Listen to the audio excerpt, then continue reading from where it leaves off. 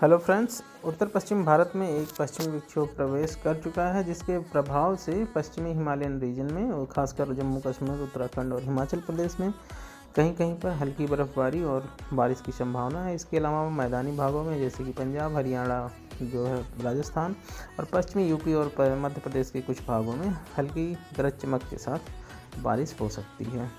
इसके साथ ही दिन में तापमान सामान्य से 2 से 3 डिग्री अधिक रह सकता है और 17 और 18 तारीख को पश्चिमी विक्षोभ के कारण थोड़ा सा राहत मिल सकती है।